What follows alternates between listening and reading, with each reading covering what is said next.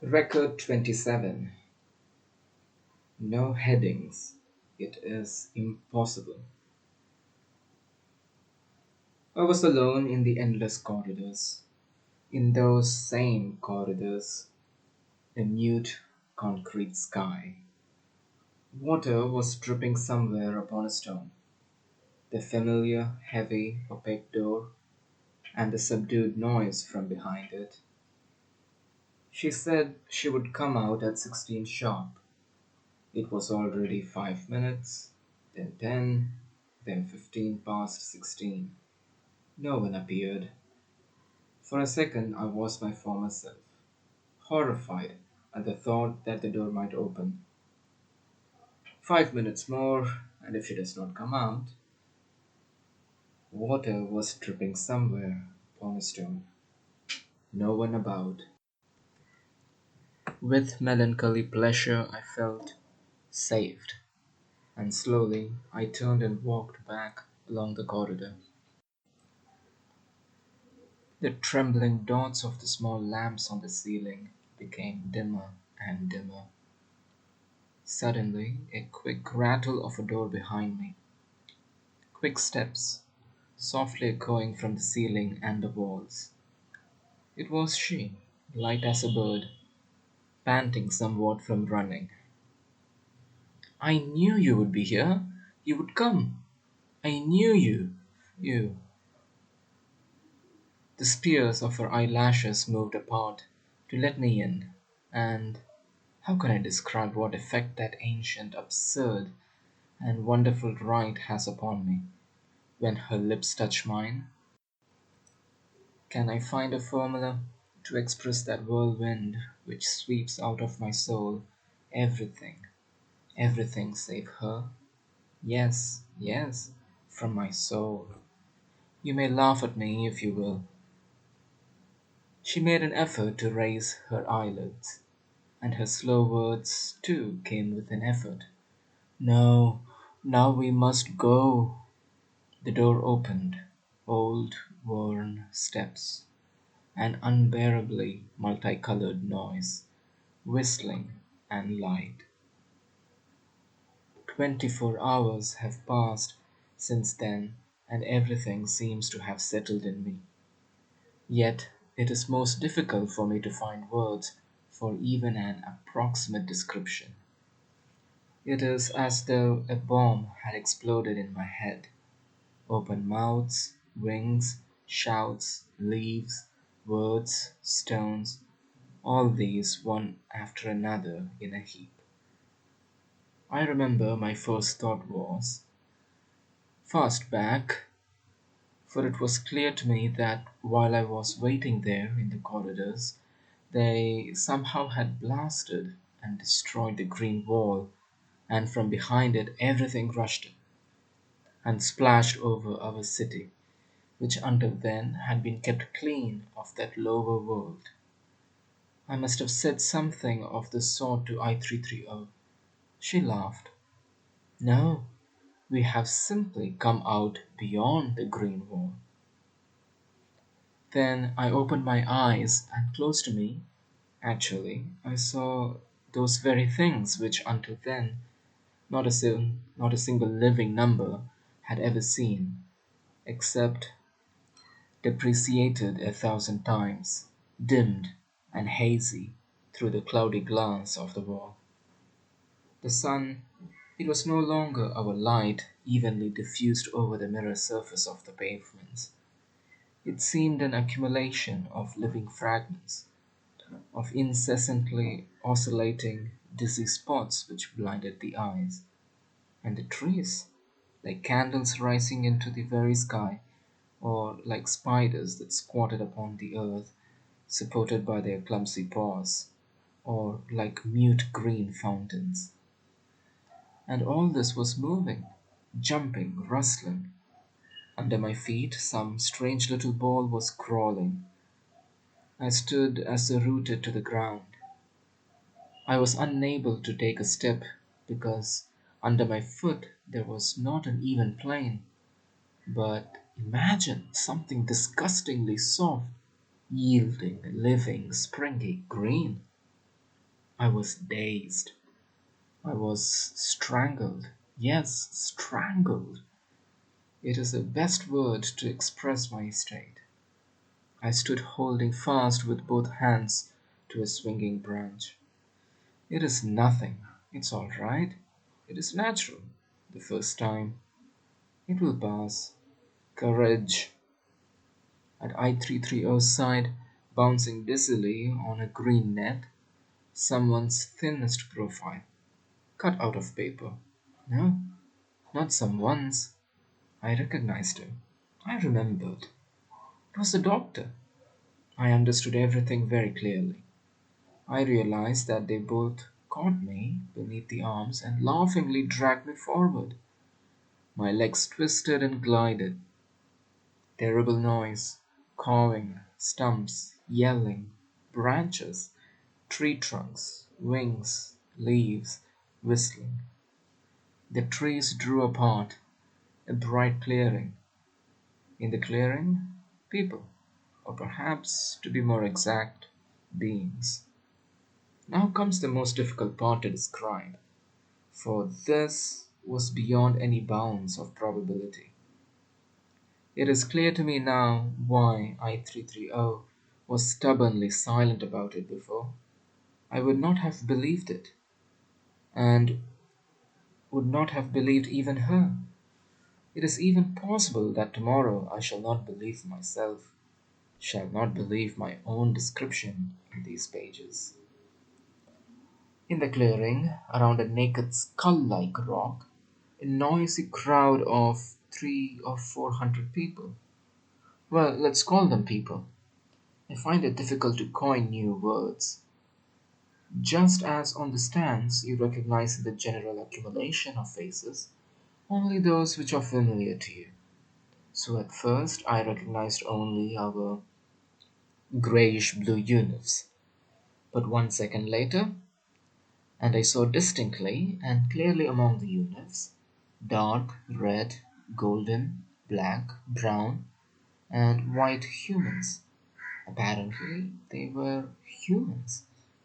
None of them had any clothes, and their bodies were covered with short, glistening hair, like that which may be seen on the stuffed horse in the prehistoric museum. But their females had faces exactly, yes, exactly like the faces of our women, tender, rosy, and not overgrown with hair. Also, their breasts were free of hair, firm breasts of wonderful geometrical form. As to the males, only a part of their faces were free from hair, like our ancestors, and the organs of reproduction were similar to ours. All this was unbelievable, so unexpected that I stood there quietly. I assert positively that I stood quietly and looked around. Like a scale, overload one side sufficiently, and then you may gently put on the other as much as you will. The error will not move. Suddenly I felt alone. I-330 was no longer with me. I don't know how or where she disappeared. Around me were only those with their hair glistening like silk in the sunlight. I caught someone's warm, strong, dark shoulder. Listen, please, in the name of the well-doer, could you tell me where she went? While a minute ago she, long-haired, austere eyebrows, turned to me. Shh, shh, silence. He made a sign with his head toward the center of the clearing, where there stood the yellow skull-like stone. There, above the heads of all, I saw her, the sun beating straight into my eyes, and because of that she seemed coal-black, standing out on the blue cloth of the sky. The clouds were floating, and it seemed that not the clouds but the rock itself, and she herself upon that rock. And the crowd and the clearing All were silently floating like a ship, and the earth was light and glided away from under the feet. Brothers, it was she. Brothers, you all know that there inside the wall in the city, they are building the integral. And you know also that the day has come for us to destroy that wall and all other walls, so that the green wind may blow over all the earth from end to end. But the integral is going to take these walls up into the heights, to the thousands of other worlds which every evening whisper to us with their lights through the black leaves of night. Waves and foam and wind were beating the rock. Down with the integral! Down! No, brothers, not down. The integral must be ours, and it shall be ours. On the day when it first sets sail into the sky, we shall be on board, for the builder of the integral is with us. He left the walls. He came with me here in order to be with us. Long live the builder! A second, and I was somewhere above everything. Under me, heads, heads, heads, wide open, yelling mouths, arms rising and falling. There was something strange and intoxicating in it all. I felt myself above everybody. I was I, a separate world. I ceased to be the usual item. I became unity. Again I was below, near the rock, my body happy, shaken, and rumpled, as after an embrace of love. Sunlight, voices, and from above the smiles of I330. A golden-haired woman, her whole body silky golden and diffusing an odor of different herbs, was nearby. She held a cup, apparently made of wood. She drank a little from it with her red lips, and then offered the cup to me. I closed my eyes and eagerly drank the sweet cold prickly sparks, pouring them down on the fire which burned within me. Soon afterward, my blood and the whole world began to circulate 1,000 times faster. The earth seemed to be flying, light as dawn, and within me everything was simple, light, and clear.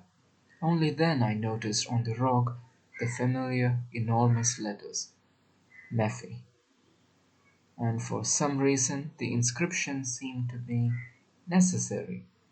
It seemed to be a simple thread binding everything together. A rather rough picture hewn into the rock, this too seemed comprehensible. It represented a youth with wings and a transparent body, and, in the place ordinarily occupied by the heart, a blinding red blazing coal. Again I understood that coal, or no, I felt it, as I felt without hearing every word of I330's. She continued to speak from above, from the rock, and I felt that all of them breathed one breath, and that they were all ready to fly somewhere, like the birds over the wall. From behind the confusion of breathing bodies, a loud voice, "But this is folly!" It seems to me it was I.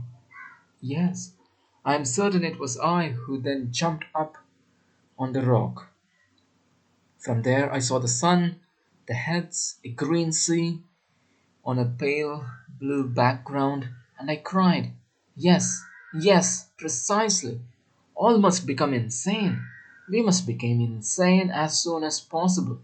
We must! I know it!" I330 was at my side. Her smile, two dark lines from the angles of her mouth, directed upward, and within me a blazing coal. It was momentarily light, a little painful, beautiful, and later only stray fragments that remained sticking in me. A very low and slowly a bird was moving. I saw it was living like me. It turned its head now to the right and then to the left like a human being, and its round black eyes drilled themselves into me. Then a human back glistened with fur the color of ancient ivory. A mosquito crawling on that back, a mosquito with tiny transparent wings. The back twitched to chase the mosquito away.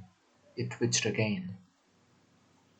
And yet another thing, a shadow from the leaves, a woven net-like shadow.